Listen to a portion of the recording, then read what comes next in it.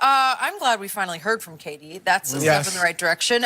But Chris, do you like the Warriors' chances in the finals more or less if they get KD back? I like the Warriors no matter what. I'm with Shannon. I got them in 6. Okay. And as great as they are without KD, to sit here and say they're better without him, their chances are better without him, I just can't. I don't think you can objectively say that. You can't? Because KD is the ultimate safety valve. That's what he is. And there comes a point in every series, if not every game, where at some point you just need a guy that can break down the defense. No matter what they're doing, no matter what's going on, he can go get you a good look, if not a bucket. And that's KD. Steph can do it, but Steph is smaller.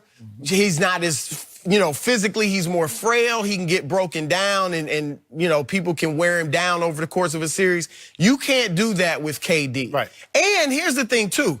It's not like they play completely different without Kevin Durant.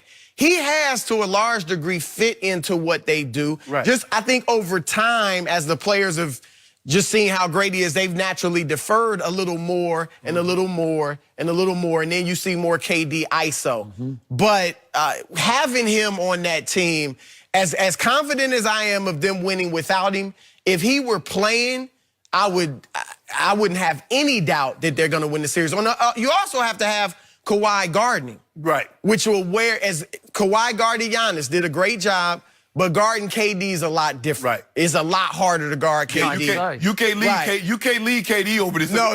Make that 18-foot. No. And that could wear Kawhi down for the other end. They don't have another star that can pick up the slack. So, yeah, if they had KD, and I don't think KD is coming back at all. I don't think he's going to Really? Yeah.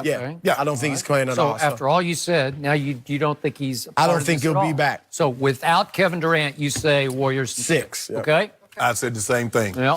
I would like to, like I said, I like him without him. Yeah, but I would say if they had KD, I say they'd probably win in 5. They're just a different team. KD is the one guy that just says, okay, bro, we need a basket. Right. What you gonna do? You gonna put Steph on the block? You gonna put Draymond on the block? You gonna dump it down to Kevon Looney on the block? Nah, you can get KD, go 1-on-K, go get us a bucket. And he can do that.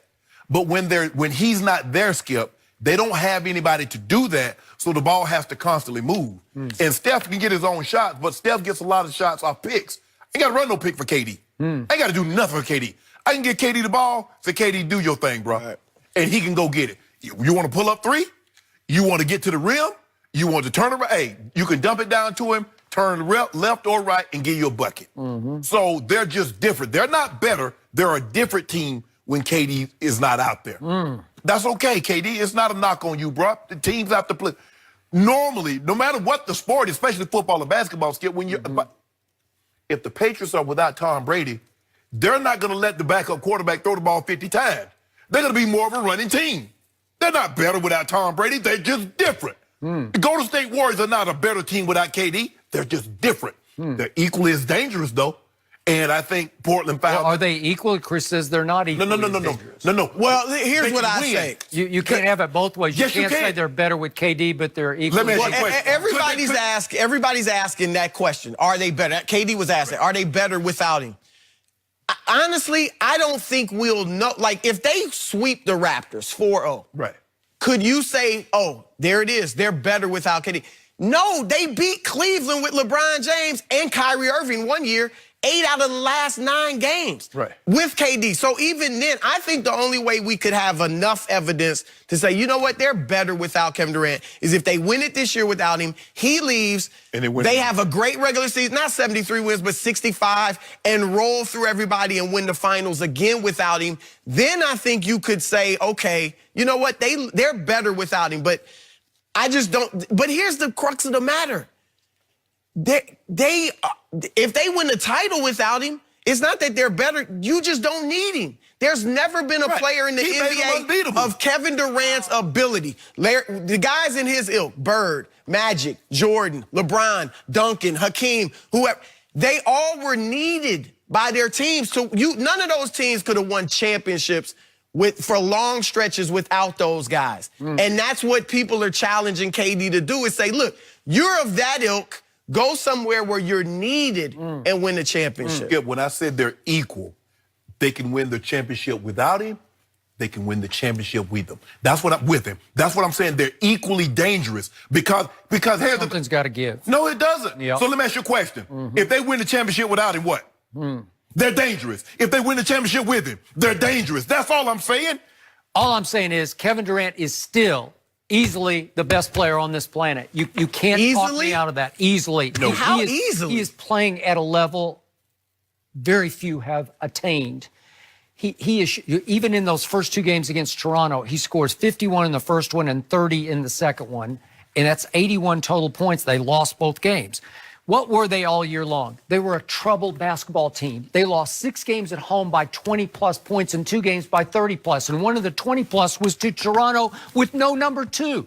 That's just wrong. It's because Kevin and Draymond got into it, and Draymond effectively burned the bridge, and that whole team thought he's out the door, and they didn't like it. And they're deferring to him even though he's going to the Knicks or wherever he's going to go, and they don't like it.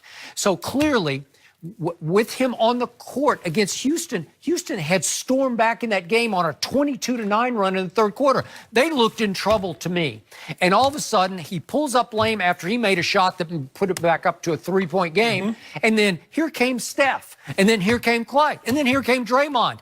They have played better without Kevin. They just have. They're not better on paper. No. He's that good. Right. But all of a sudden, you're in a precarious situation if you're the head coach of this team right now. If you're Steve Kerr going into this, everything he said the other day on Friday when he finally spoke, KD, it sounded like he wants to play.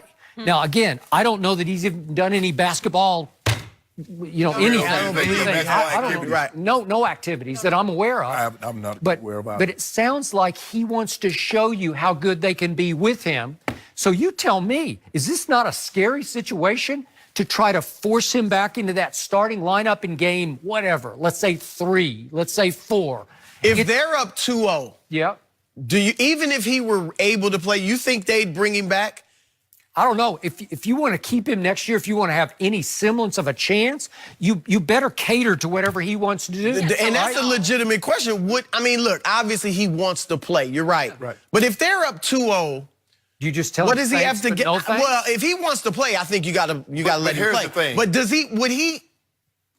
would it benefit him to come back if you're up 2-0 and you come? Because all you can do is if God forbid you lose and you come back, then it really looks like they're better without you.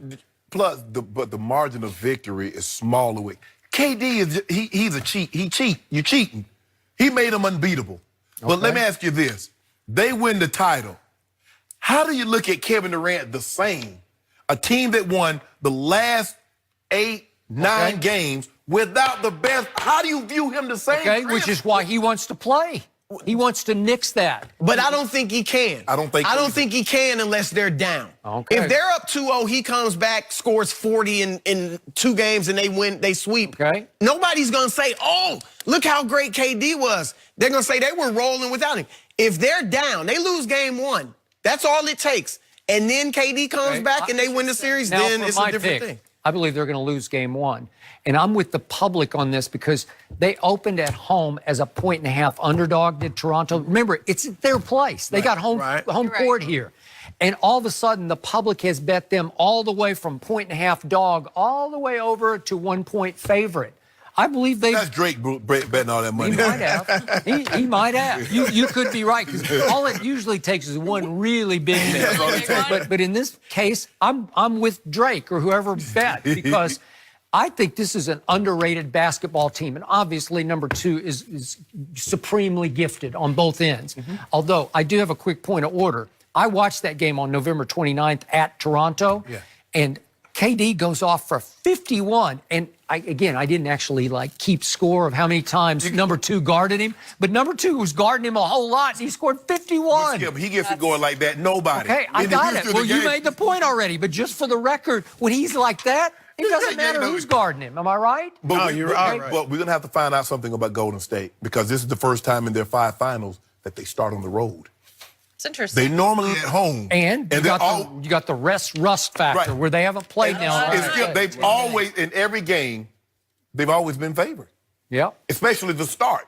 So this would be the first game if it stays according to how it is right now. Boy, I think Toronto's got the perfect amount of time to regroup and gather themselves, and they're going to be rolling. And this Here's the help thing, Kawhi. just as much, though, as KD may want to come back and prove some things, those guys want to prove. While they want him back, if he doesn't come back, they want to prove they can win it without him. Okay. So they're going to be plugged They're in. up against a lot better team than the Portland Oh, Trailblazers. absolutely. Right, And no question. And this is going to help Kawhi because he plays Thursday and he doesn't play again until Sunday. They And he stretching doesn't it out. play again until Wednesday. They stretching it out. Oh, Kawhi, we're going to be healthy, Skip. So he might give you about 2 or 3 virtuosos in there. I think this is going to be a long, hard climb for Golden State, and then if KD is forced back in, it's going to be a disadvantage for them because it's going to take them a game just to figure it back out again. No, that's a different So adjustment. I think it's going to go 7. I'm still going with Golden State in 7 because I still don't trust number 2 against Steph and Clay in the fourth quarter. I just don't. I trust him. There's a lot to look forward to in this Kawhi. finals. A lot of storylines. I like it. I like it. Yes. It's going to be KD, really come back, good. Save the day. I hope There's so so. much to What look I forward want to. you to treat, don't be tweeting no negativity about Kawhi. It's the finals. Only positivity. Only truth? No, only positive things coming from that Telling? Twitter account. Okay, well, You we'll might see have a burner about that. You might have a burner account too. Yeah, I have no burn. No one has time. You might have a little KD. My own account burns. is what happens. You and Only the KD a truth. lot alike. Y'all got them burner we accounts. do. We're both thin-skinned. Chris, I want you to stick around, and I want to know if you're ready